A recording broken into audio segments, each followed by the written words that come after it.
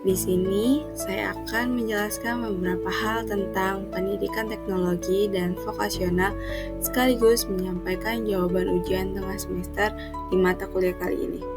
Simak penjelasannya ya. Terdapat beberapa aliran dalam filsafat pendidikan, yaitu diantaranya realisme, idealisme, esensialisme, perennialisme, pragmatisme, rekonstruksionalisme, progresivisme, positivisme, dan empirisme. Simak penjelasannya ya. Penjelasan mengenai aliran-aliran filsafat pendidikan diantaranya menurut buku Filsafat Pendidikan yang ditulis oleh Muhammad Anwar, penjelasan mengenai analisis pendidikan dari beberapa aliran yaitu pertama, realisme. Aliran ini berfokus pada pengajaran tentang dunia nyata melalui fakta, logika, dan sains dengan guru sebagai otoritas yang nyata. Aliran ini sangat relevan dengan contoh kurikulum teknik mesin yang menekankan praktik permesinan, fisika terapan, dan matematika terapan.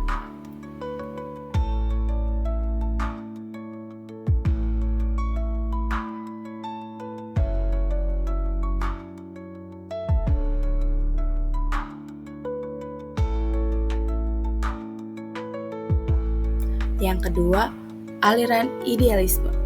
Aliran yang memandang realitas bersifat mental atau spiritual dengan ide dan nilai sebagai esensi. Pendidikan menekankan pengembangan karakter, pemikiran kritis, dan pemahaman nilai moral. Dengan guru sebagai fasilitator, aliran ini kurang dominan, tetapi tetap relevan dalam pengembangan karakter dan etika profesi. Pendidikan kejuruan tidak hanya melatih keterampilan, tetapi juga membentuk individu yang bertanggung jawab, jujur, dan memiliki integritas dengan contoh penanaman nilai-nilai etika kerja, kepemimpinan, dan pengembangan visi karir.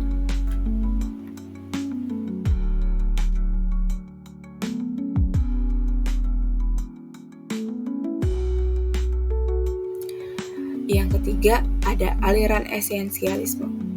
Aliran ini mendukung penguasaan keterampilan dan pengetahuan dasar yang esensial dalam suatu bidang kejuruan, disiplin, dan standar kompetensi yang jelas menjadi penting.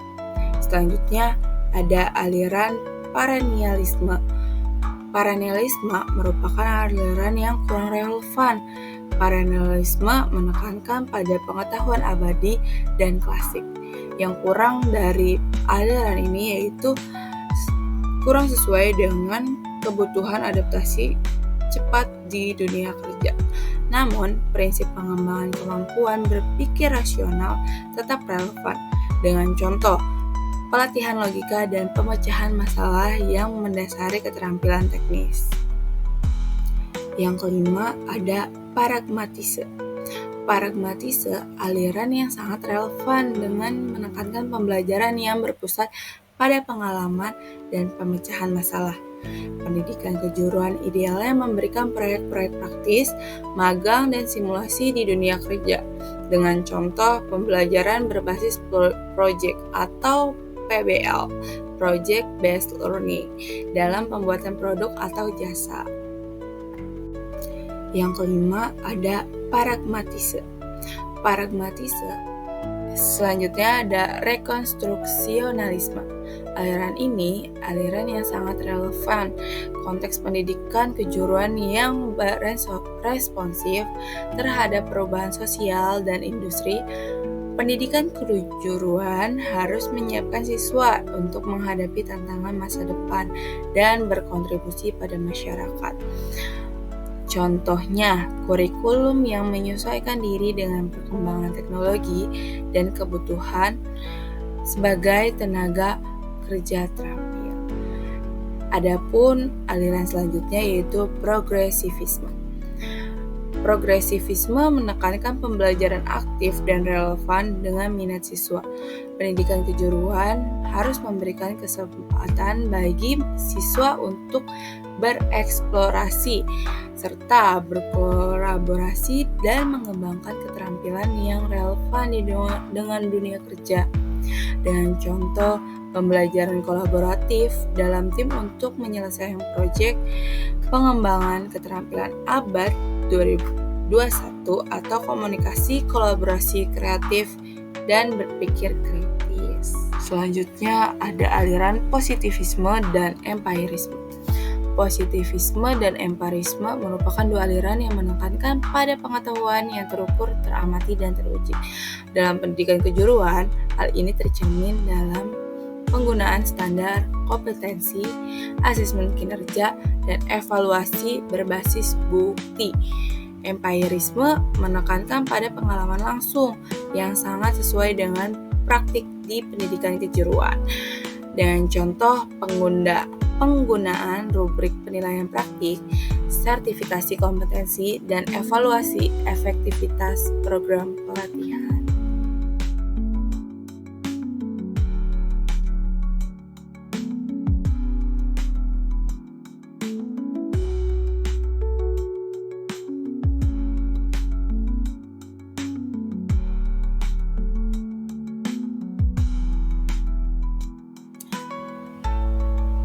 Jika saya akan mendirikan sebuah sekolah menengah kejuruan atau SMK yang menghasilkan lulusan berkompeten dan mampu bersaing, berikut beberapa langkah dan persiapan lengkap yang akan saya lakukan.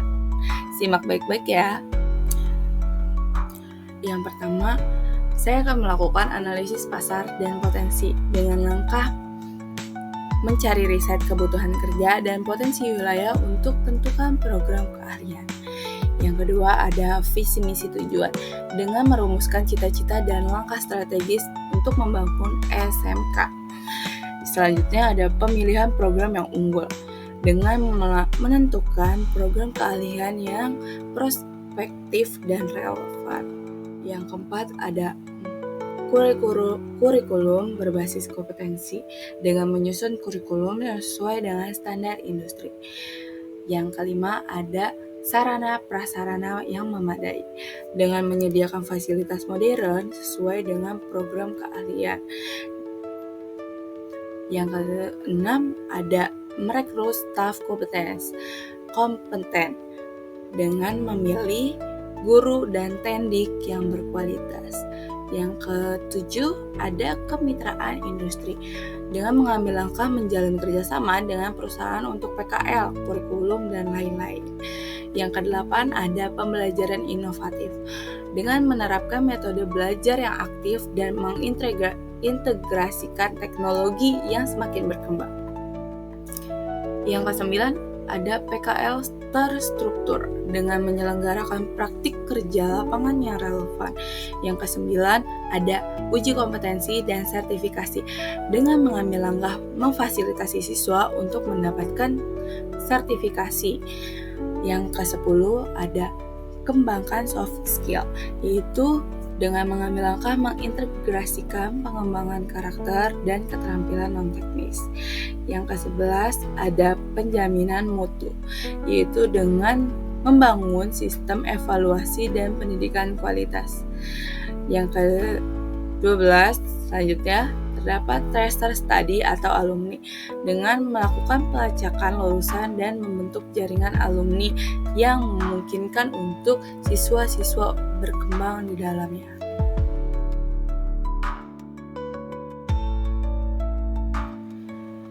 Berikut adalah catatan perkembangan pendidikan kejuruan di berbagai negara di belahan dunia dengan ciri khasnya masing-masing. Baik, di sini saya akan menjelaskan tentang perkembangan pendidikan di berbagai belahan dunia ya. Pertama ada di Jerman, yaitu dengan sistem ganda.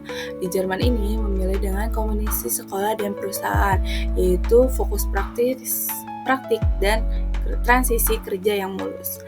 Selanjutnya ada di Swiss atau Switzerland, yaitu dengan menamakan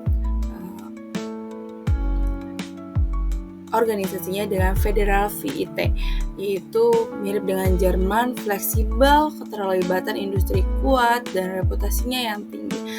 Di Australia ada VIT, yaitu Vocational Education Technology, dengan meningkatkan kualitas nasionalnya, fokus kompetensinya, banyak penyediaan swasta. Di Singapura ada ITE, yaitu fokus teknologi dengan kerjasama industri, jalur karir yang jelas. Selanjutnya ada di Korea Selatan dengan nama program Master dan Vokasi.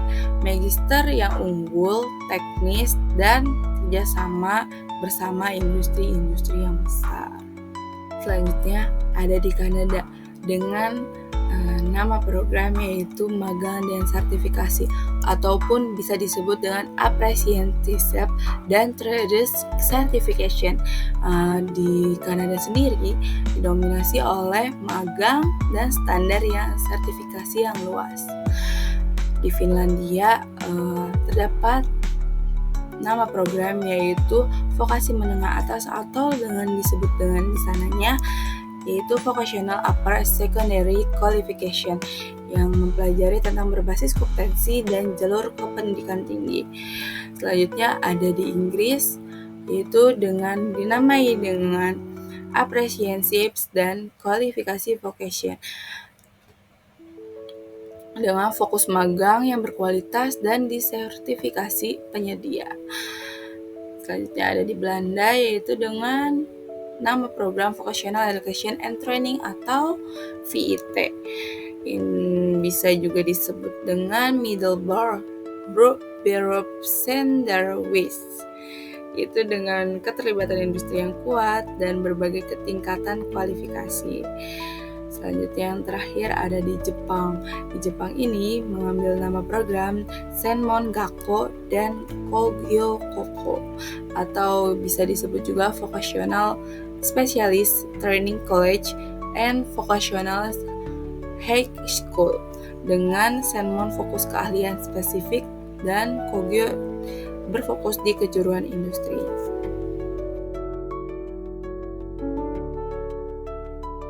Untuk tes kali ini.